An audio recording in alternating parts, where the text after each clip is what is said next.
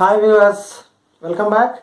This is Madhu Dharmapuri, and today's topic of the lecture is Ampere's circuital law, which is very important law in magnetism. Why it is very important? Because we make use of this law to find out the magnetic field produced by current carrying conductors. Till now, in our previous video lectures, we have calculated magnetic fields produced by current carrying conductors by using Biot-Savart law. And this Ampere's circuital law is an alternate method for Biot-Savart law, by which we can find out the magnetic field due to current carrying conductors. Sometimes this law is more useful than the Biot-Savart law. If it is difficult to find magnetic field by the help of Biot-Savart law, in such cases also the Ampere's law is very useful to find magnetic field.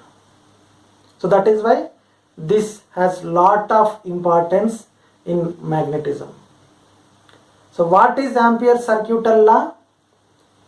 It basically relates the net magnetic field along a closed path and the current passing through that closed path. It establishes the relation between the net magnetic field around a closed path with the current, the net current passing through the closed path. Here I have written the statement of Ampere's circuital law, which talks about the line integral, that is integral B dot dl, the closed integral. The line integral is taken along a closed curve. So this circle represents that. The line integral B dot dl of the resultant magnetic field along a closed plane curve,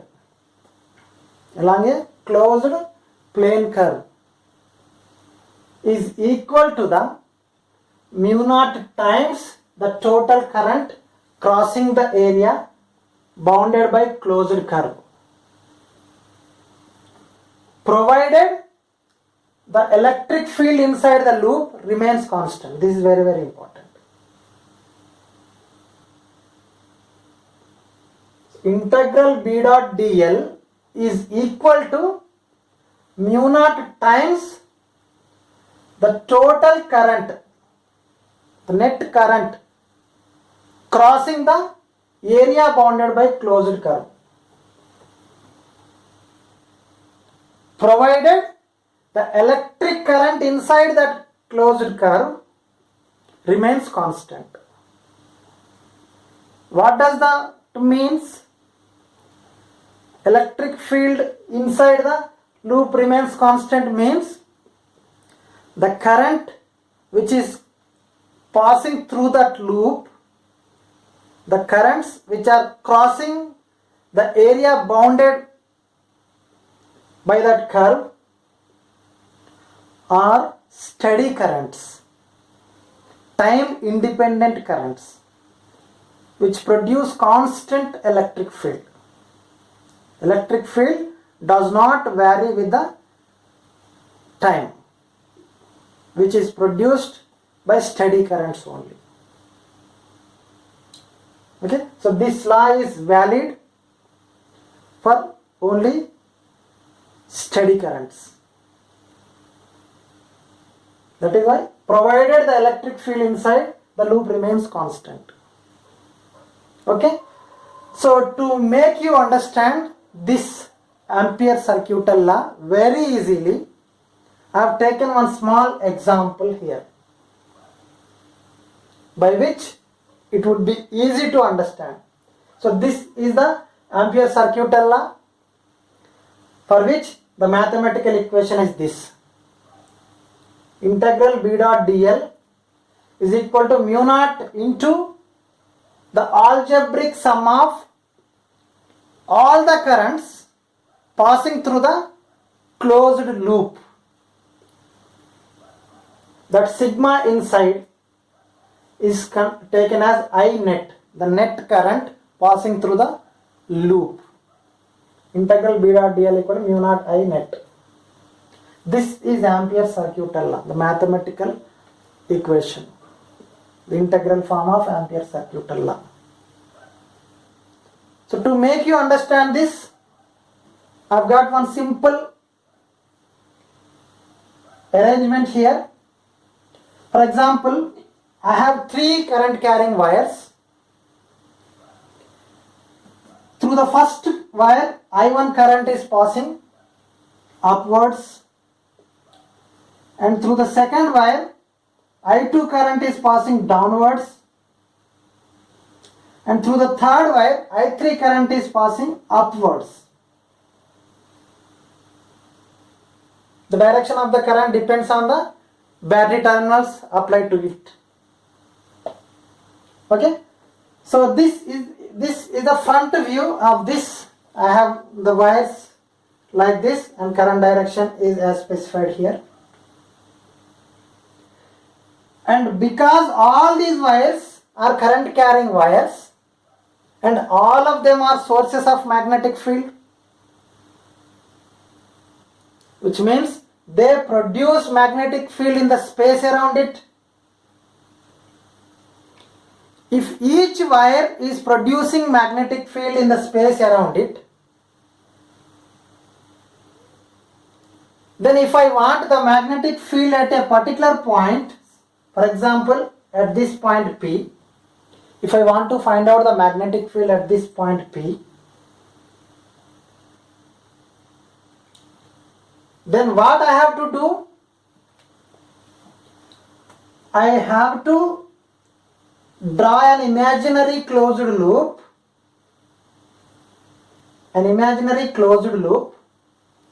which is passing through that point,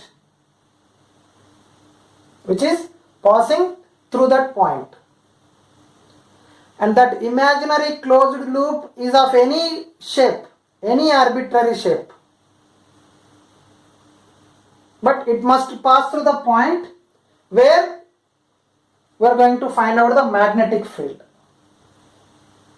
And that magnetic field is coming from contribution of all these 3 current carrying wires. Remember that, right? So if I observe the same picture from top view, for example, the current carrying wires are like this, and I am looking from top like this. The loop is like this, and currents are in this way. Upward current I1 is coming out of the loop. I have taken dot. Downward current I2, it is going inside, so cross. And here I3, upward current but outside the loop, that I have considered with dot. This is the top view for this picture. Okay, so remember, the magnetic field is produced by all these currents in the space around it, and my aim is to find out the magnetic field at this point P. So to find out the magnetic field at P, I have considered an imaginary loop which is passing through that point, whose shape is an arbitrary shape. Okay, Now what is I net and what is B here? The I net is what? It is the algebraic sum of the currents passing through the loop. Algebraic sum of currents passing through the loop. So what is I1 and I2 here? I1 and I2 are the currents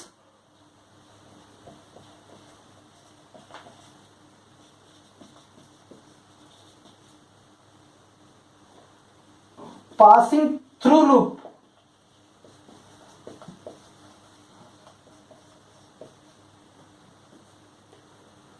I3 is current not passing through loop.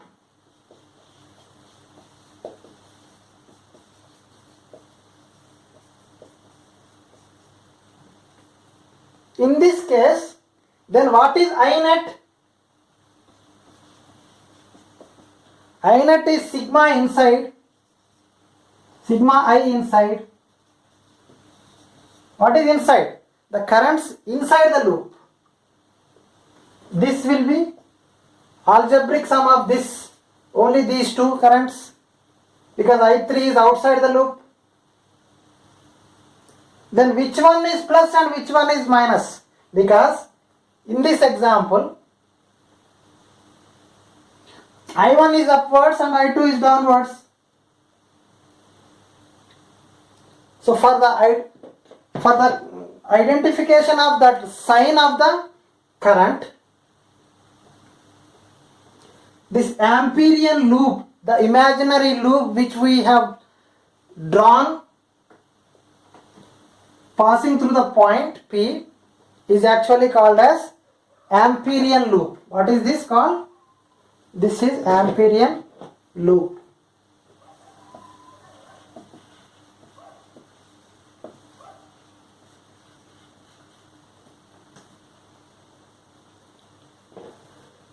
And Amperian loop is an imaginary loop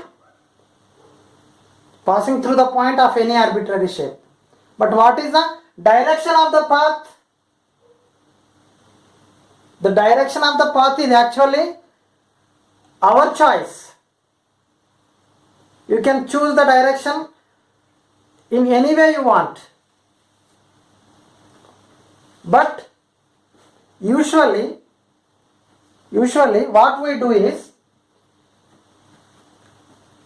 if you stretch your thumb like this, if you use your right hand and using right hand rule, if you stretch your thumb like this,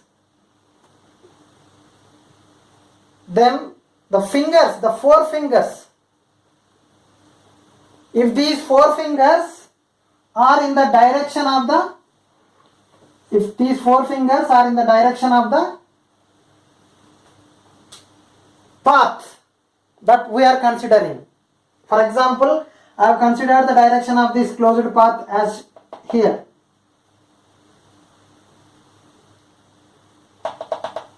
In this particular case, I have considered, because it is my choice, the direction of path is my choice. If I consider the direction of path is like this, then the direction of path is along your four fingers. Then the thumb direction represents the current, and that current is taken as positive.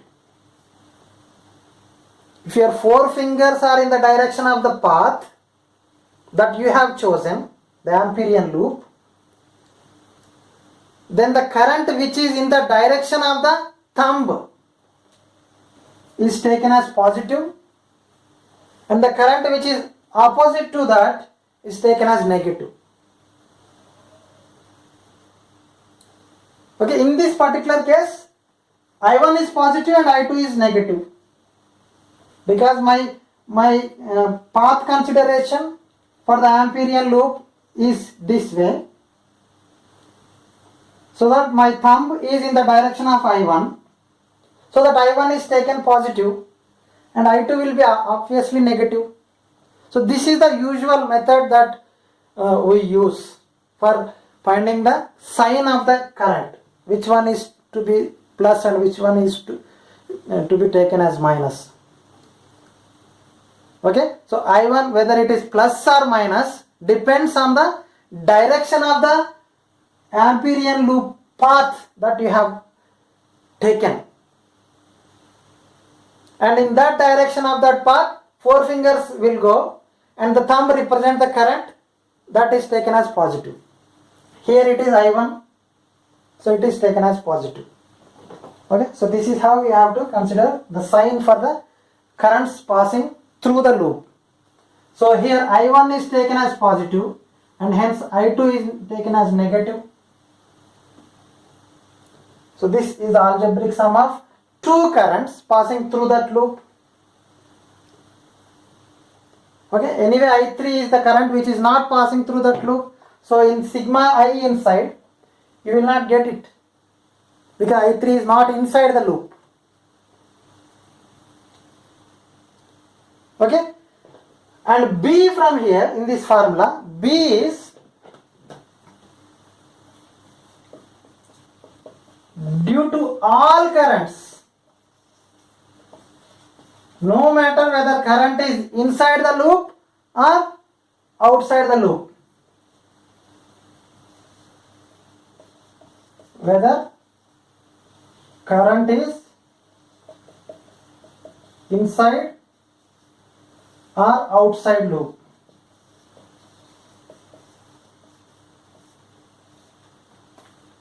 Because all currents produces magnetic field in the space around it. And I am finding the magnetic field at this point P. So that B is due to all currents. Here, that is I1, comma I2 and I3. B is due to all currents, but I net is only I1 and I2, I1 minus I2.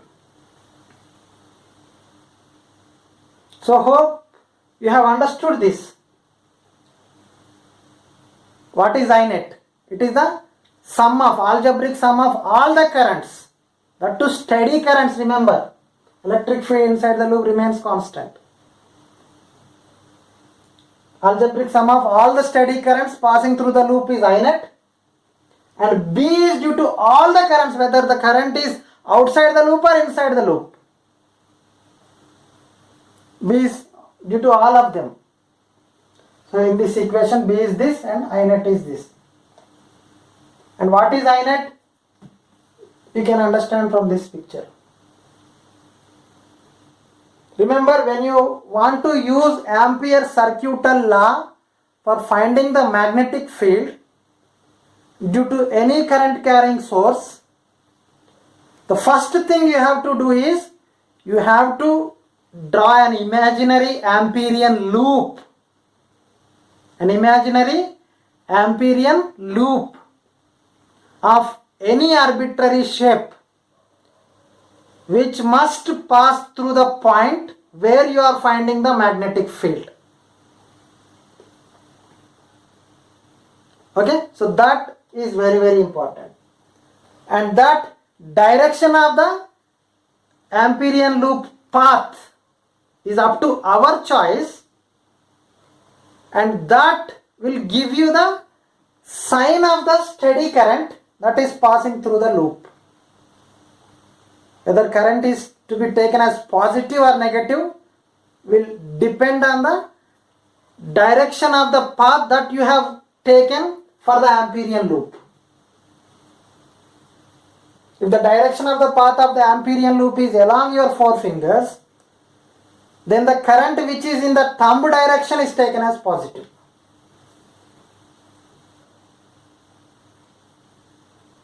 Okay? So when this law is useful then, when it is to be used, if the problem is given to find out the magnetic field due to some current carrying conductor, the first thing that we have to do is selection of path, that is Amperian loop. And the second thing that you have to do is the symmetry of the object through which current is distributed. How current is distributed? Through that wire. Whether it is uniformly distributed on the surface, whether it is uniformly distributed through the cylindrical hollow wire or through the cylindrical wire. What is the kind of configuration of that electric current passing through that object? What is the symmetry? So these two things are basic requirements for using Ampere circuital law to find out the magnetic field by the help of this. What are the two things? First thing, the selection of the path of the closed loop. And the second thing, symmetry of the object in which current is distributed. So these are the basic requirements. Based on them, you can choose whether Ampere circuital law is useful for finding magnetic field or Biot-Savart law is to be used for finding magnetic field. These two things will help you. How they will help you, that we will see now. Okay?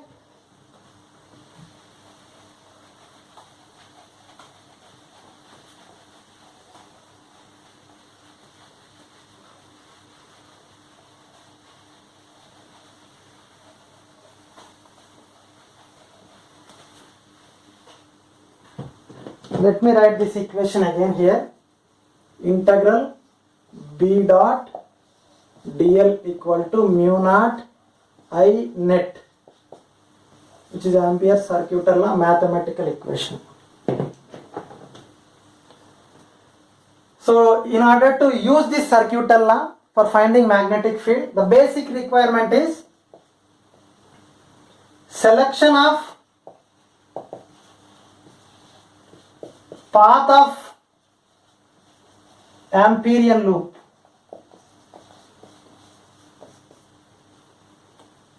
Which is a closed imaginary loop passing through the point where you are finding the magnetic field. Selection of path of Amperian loop. How to select? That is very, very important. Okay? So under this condition, I can say this is Ampere circuital law is useful.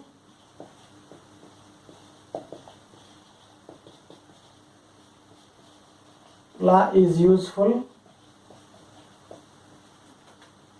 under these conditions.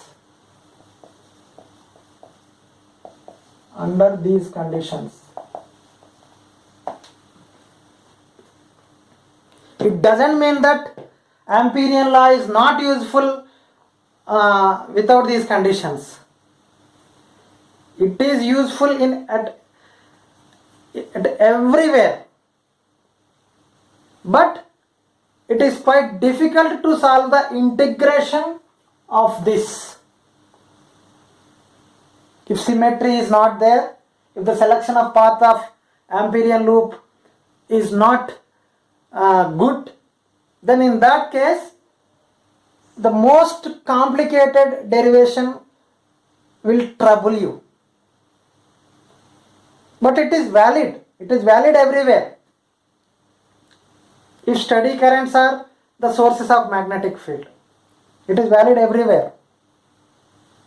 Okay? But most useful if these conditions are satisfied. That is what I am trying to tell. Okay?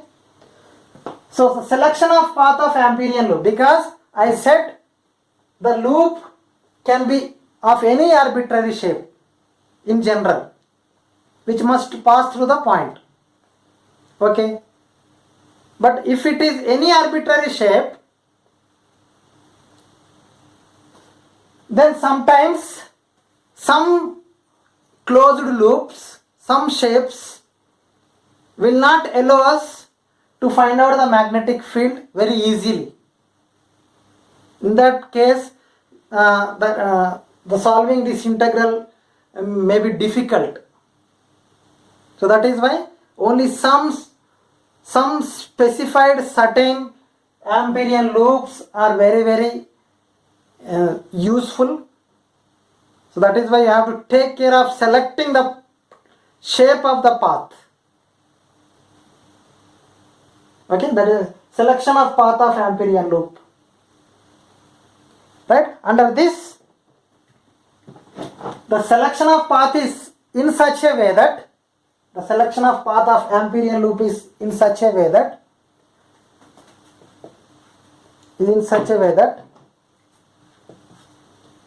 magnetic field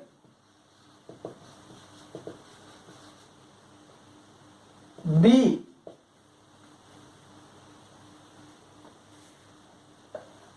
at every selected path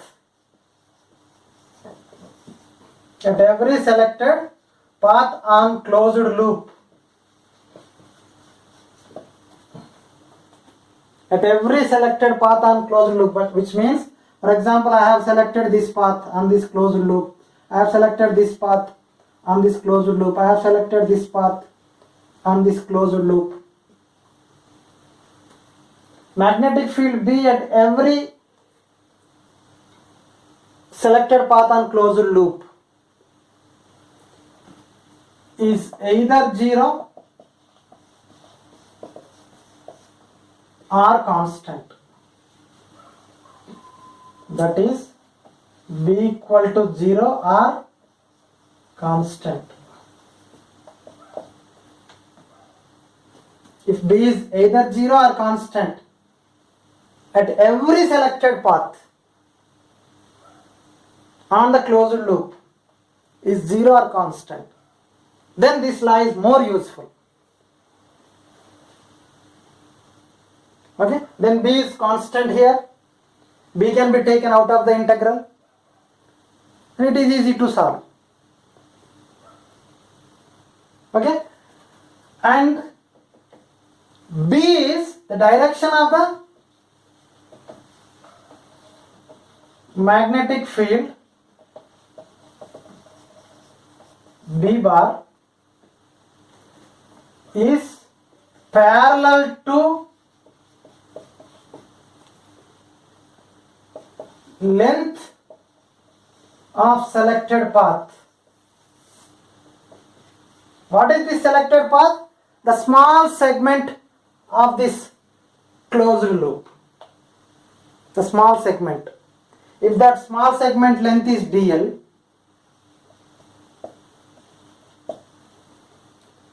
the direction of magnetic field B is parallel to length of selected path dl. That is, B is parallel to dl. In this case, this law is more useful to apply. If B and dl are parallel to each other, in B dot dl, you will get B dl cos 0. B dl cos 0 means what? Simply B dl. The integration will be little easy then.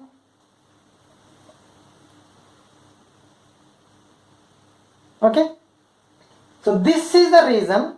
For example, I said some utmost care is to be taken for selection of a closed loop, the shape of the loop, the selection of path of Amperian loop, or you can say selection of shape of the Amperian loop, path or shape, whatever. Okay, for example, to make you understand this, consider one wire, a long straight wire through which I current is passing. Okay, so if I consider my Amperian loop in the circular shape,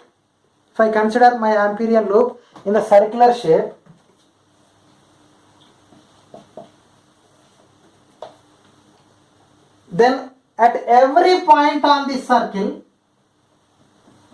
the magnetic field will be same, because every point is at the same equidistant from the current carrying conductor.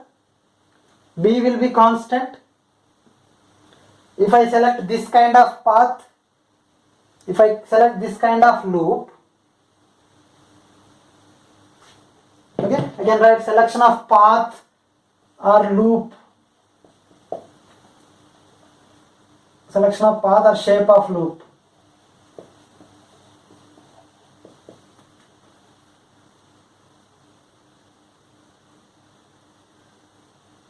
Selection of path of Amperian loop or shape of Amperian loop. Okay, so if I, instead of selecting circular path for this wire, if I consider a square loop, for example, in this case what happens? Every point on the square is not equidistant from the wire, which means B at every point is not constant. If B is not constant, B cannot be taken out of the integral, because from path to path, from selected path to path, B is changing. For example, in some path it is B1, in another path it is B2, in another segment it is B3, in another segment it is B4, in another segment it is B5, like that.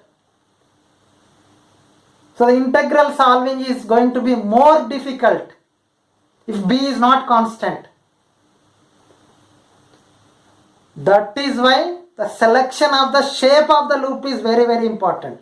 Even though it is applicable to any arbitrary shape, but the selection of the path is in such a way that, selection of the shape of the loop is in such a way that if B is 0 or constant everywhere on every segment of the path on that closed loop, then it is very useful to use this Ampere circuital law for finding magnetic field. Hope you have understood now. For example, if B is not parallel to DL, then you may end up with B dot DL as BDL some cos theta 1, BDL cos theta 2. In that case also, integration solving is going to be difficult. I am not saying that it is not possible, but difficult. A lot of difference. That is why, if these conditions are satisfied, then this law is more useful. Even if they are not satisfied, then also it can be used. But the solving integral will be difficult. That's what I am saying. So if these conditions are not satisfied, then it is better to use Biot-Savart law instead of this, because we have another method to find out the magnetic field.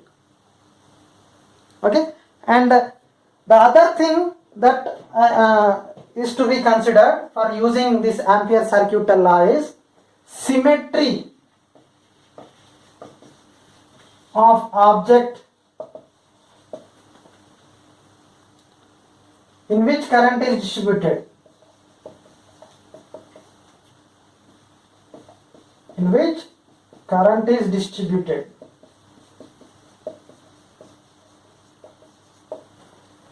What is this symmetry?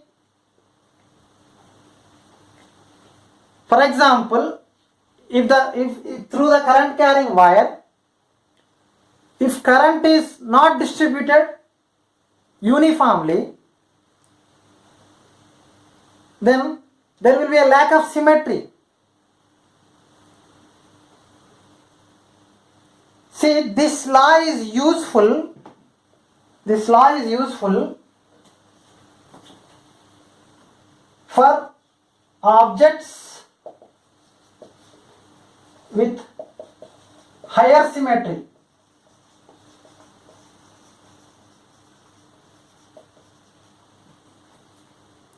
More symmetry. if the current distribution in the object is more symmetric, then considering these Amperian loops is easier.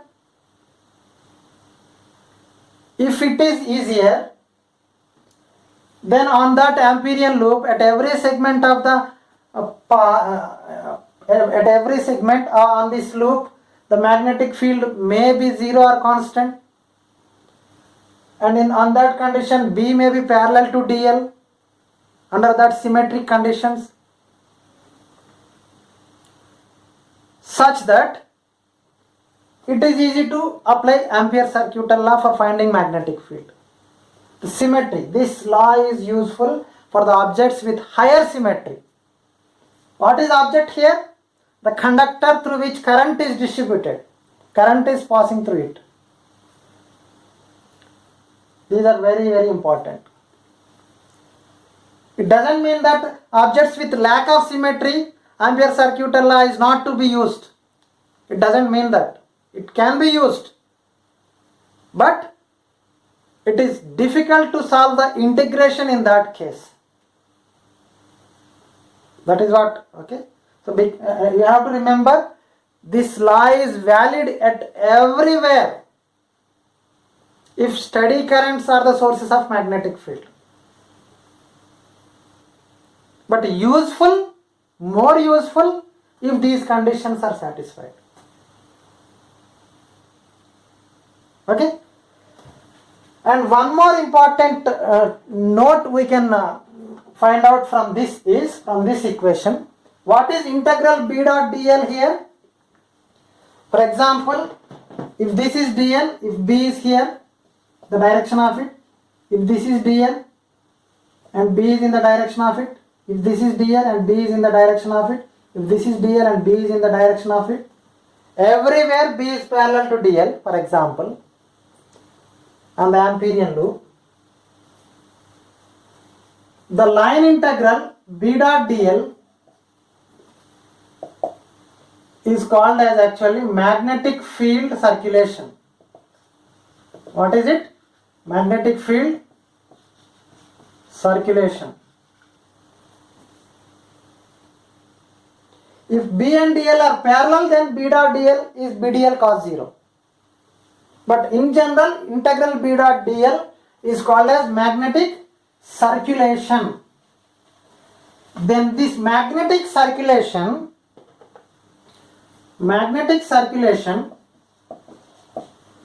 is 0 if magnetic circulation is 0 if B is equal to 0,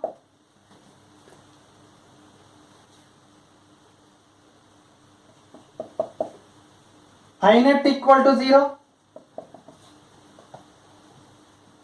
if there is no net current passing through the loop, then magnetic circulation will be 0. And the third possibility, B dot dl will vanish if B is perpendicular to dl.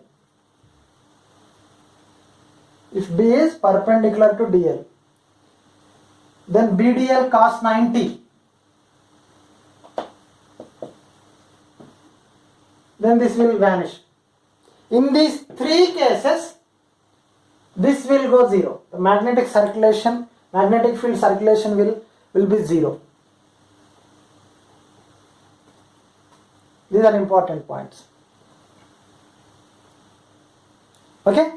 But in general, for Ampere's law to be used for finding magnetic field, it is always better to choose Ampere circuital law if B is parallel to dl at every segment of the loop, and if B is 0 or constant,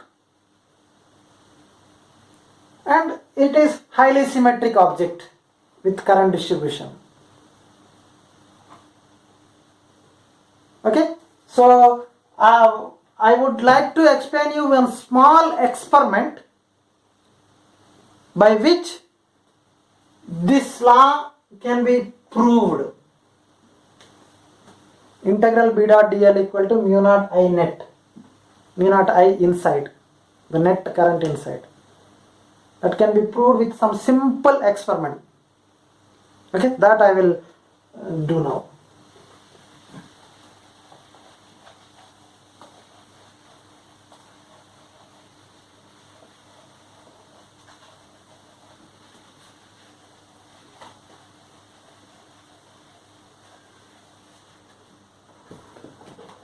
For example, consider a current carrying long straight wire. Okay, long straight wire. Consider current carrying long straight wire through which I current is passing.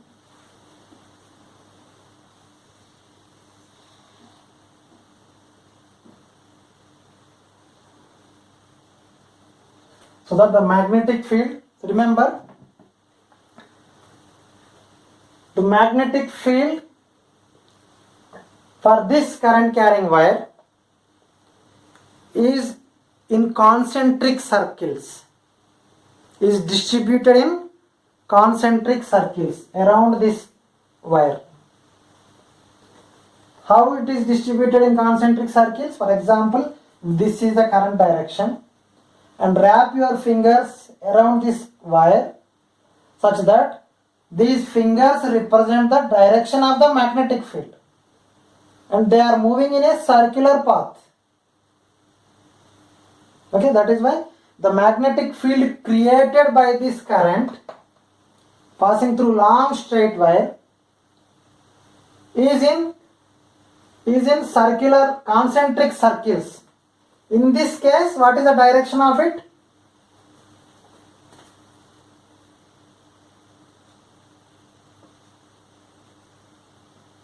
It's going in here, coming out here.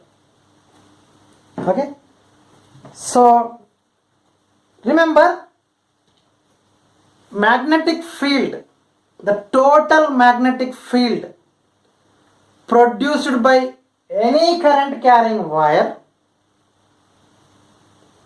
is proportional to the amount of current passing through it. The magnetic field produced by any current carrying conductor is proportional to the amount of current passing through it. And mu naught is the proportionality constant. B total is equal to mu naught I. What is mu naught?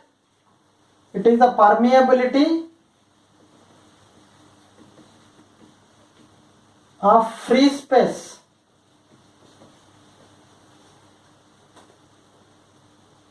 Permeability of free space.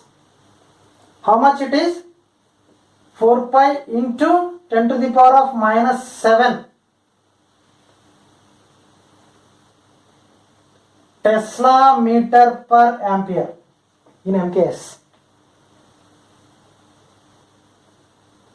Okay, so if B total is proportional to I, the total magnetic field, once it comes out from, for example, if this is a current carrying wire through which I current is passing upwards, the magnetic field around it is in the form of concentric circles like this. Okay, so then the magnetic field on the surface of this wire, once it is maximum, once it comes out of it into the space around it, around this wire, it is reduced by mu naught times,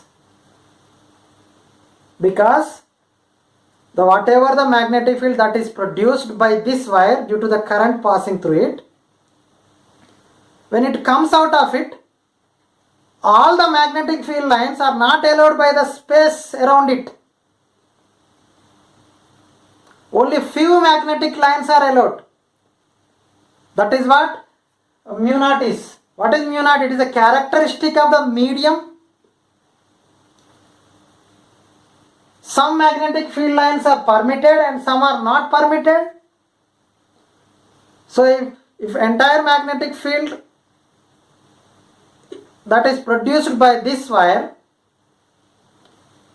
is actually reduced by mu naught times once it comes out of this wire. The magnetic field produced by this wire is actually I. But once it comes out of it, it becomes mu naught I.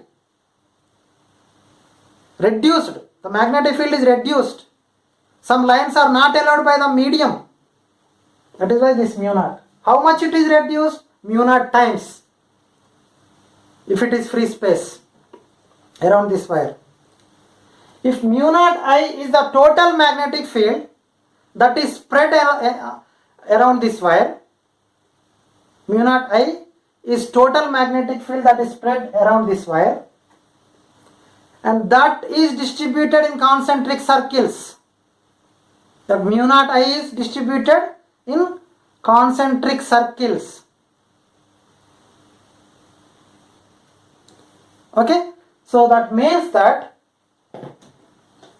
if I want the magnetic field at any point on this circle, if I want magnetic field at any point on this circle, that will be same, because every point on this circle is equidistant from the wire and magnetic field is distributed in the circular shape and B is same everywhere. The magnetic field strength is same everywhere. Then if I want the magnetic field strength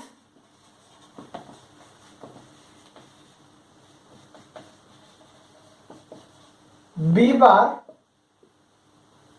at any point on this circular loop, that should be the total magnetic field produced by this wire, which was spread around this wire, that is mu naught I, by, and the total magnetic field is distributed along this entire loop.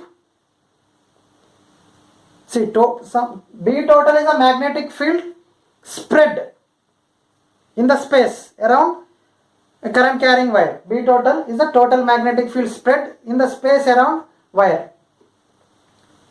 And where it has gone, that is distributed along a closed loop. That is distributed along a closed loop. Then if I want a magnetic field at one particular point on this closed loop, then that should be equal to B total by total length of the loop.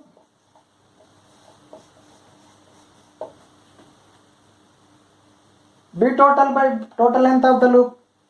That means B total is equal to B bar into total length of loop.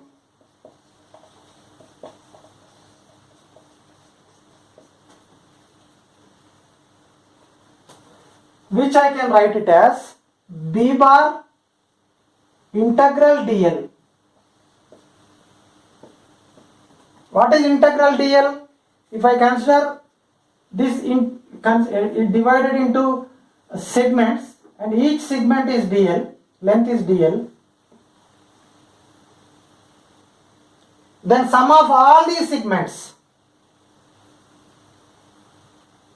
okay, sum of all these segments will be total length. Right? And I also said that, for example, if this is dl, if dl direction is this and magnetic field direction is also this, if dl direction is this, the magnetic field direction is also this in this case. If dl direction is this, the magnetic field direction is also this. If dl direction is this, the magnetic field direction is also this. So they are in the same direction.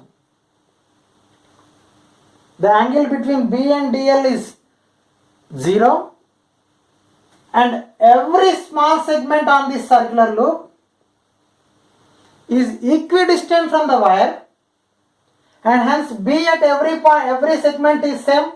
B is at every segment is same. So B is constant and angle between B and DL is 0. I can write this as B dot DL because B is constant and angle between B and DL is 0, since B is constant and angle between B and DL is 0. I can write this as this: integral B dot DL is equal to B total. What is B total? Mu naught I. What is I here? The current passing through the loop.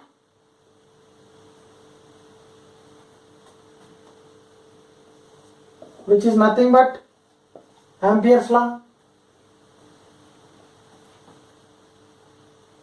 where I is passing through the loop here. I net is I here. The only current that is passing through the loop. This is how we can get this equation using this simple experiment, where the magnetic field is in the form of concentric circles produced by the current carrying long straight wire. To make you understand how this B total, or how this magnetic field strength B equal to B total by total length of the loop, I would like to explain one simple thing here. For example, I have taken the same thing I am doing,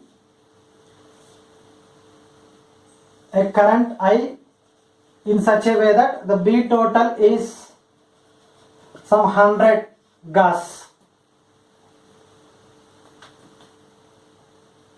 100 Gauss or Tesla, whatever. I am just taking one example. Gauss is CGS unit for the magnetic field.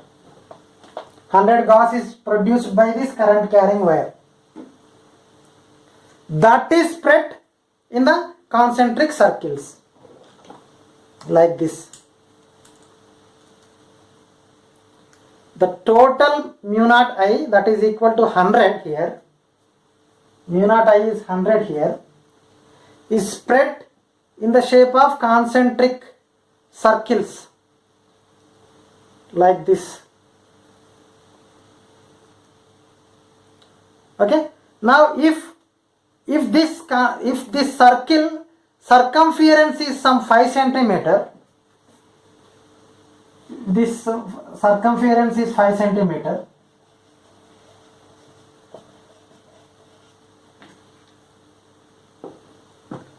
and along this circumference 100 Gauss is distributed.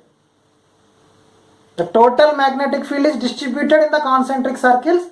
I have taken one circle out of those concentric circles, which is a smaller circle, very close to the wire.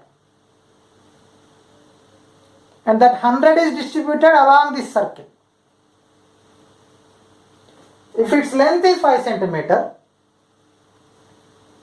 then in every 1 centimeter, length,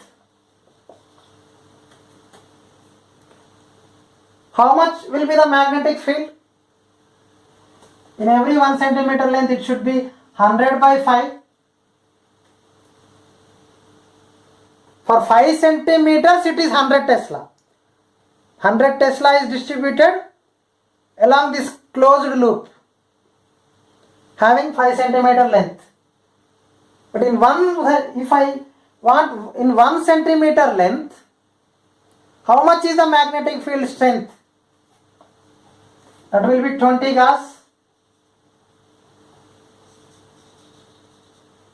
which means 100 gas is produced by it, and if this is divided into 5 units of same length, 1 centimeter each. Here DL length is 1 centimeter. Okay. DL is 1 centimeter. Okay. Integral DL is 5 centimeter. So in each 1 centimeter, you have 20 gas. How many that centimeters are there? 5. For example, this is 1 centimeter, this is 1 centimeter, like this. 1, total 5. So 20, 20, 20, 20, 25 times. 20 into 5 is equal to 100. What is 20 here? That is B bar. What is 5 here? Total length. What is 100? The total magnetic field produced by it. This is how you can understand this. If you want, you can also capture this magnetic field in larger loops also. More than this is a smaller loop that I have considered. Now, the magnetic field is distributed along concentric circles. I can take another circle also which is larger than this, whose radius is larger than this. But the only thing is, because the radius of this circle is now more than the previous one, the magnetic field strength on this circle will become weak. As you go away from this wire, the magnetic field strength will be weaker. The same 100 gas magnetic field is now distributed along a bigger circular path. If that is distributed in bigger circular path, obviously the magnetic field strength at every point will be decreased. This is how you can understand.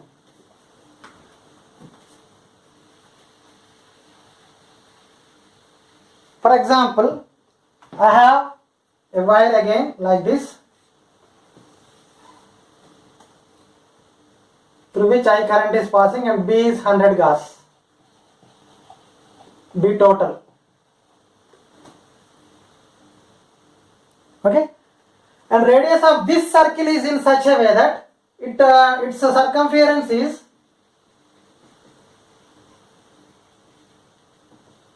let me take it as some 10 centimeter now. So bigger than this, right? And if circumference of this circle is 10 centimeter, now in every 1 centimeter length, in every 1 centimeter length,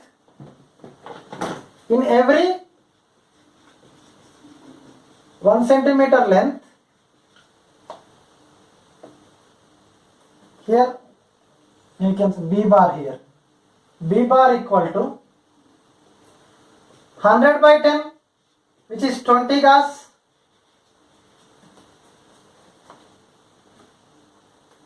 sorry, 100 by 10, it is 10 gas. When the circumference of the loop is 5 centimeter, the magnetic field strength on at every point on that loop is 20. If the circumference of the loop is increased from 5 to 10, the magnetic field strength is decreased. This is how. On this blue color circle, magnetic field is 20, and on this larger circle, the magnetic field is now 10, because it is away from the wire, and its circumference is larger than the smaller circle circumference. That means everywhere I will have, if it is divided into 10 parts, each 1 centimeter, if it is divided into 10 parts, each 1 centimeter, everywhere it will be 10, 10, 10, 10, 10, 10, 10, 10, 10, 10, 10 times. 10 into 10 equal to 100. What is this 10? This is B bar. What is this 10? It is integral dl. What is this? It is B total.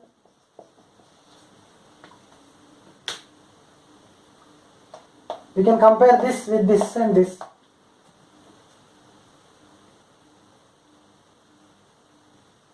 Okay, so this is how the total magnetic field is distributed along the closed loop. If the loop circumference is increased, the magnetic field strength at every point on that loop will be decreased. This is how the magnetic field can be found using Ampere's circuital law. The basic things you have to remember regarding this law is the magnetic field contribution is coming from all the currents, and the net magnetic field along a closed curve, along a Amperian loop, is equivalent to the mu naught times the net current passing through that loop. Remember, the current has to pass through that loop like this. It has to enter from one side and leaves from other side. If the current is outside this, then that is not to be considered in the I net, the net current. Only the current enclosed by this loop is to be considered. The currents which are like this. Okay, and selection of shape of the circular loop, shape of the current Amperian loop is very, very important, so that the magnetic field can be zero or constant on that circular loop if it is a circular loop. If B is parallel to dl, that in that case it is going to be very easy for the calculation of magnetic field. If B is zero or constant, it is going to be very easy for the calculation of magnetic field using this law. So symmetric conditions. So if the problem is given, first you have to think all these, whether symmetry is okay, what kind of loop is to be considered. Then if all are okay, then go for the usage of this law for the finding magnetic field. If you find lack of symmetry, you are unable to draw an Amperian loop in such a way that the magnetic field is not constant everywhere, or magnetic field is not zero, or magnetic field is not parallel to the small segment of the loop, then this law is going to trouble you in solving integration. So that is why you have to take utmost care regarding symmetry of the current distribution, the symmetry of the object in which current is distributed, and what is the shape of the loop. But remember, the Ampere circuital law is valid everywhere, but under those conditions it is more useful and easy to apply. Okay, so hope you have understood. If you have any doubts regarding this lecture, you can put your doubts under the comments section. Thank you.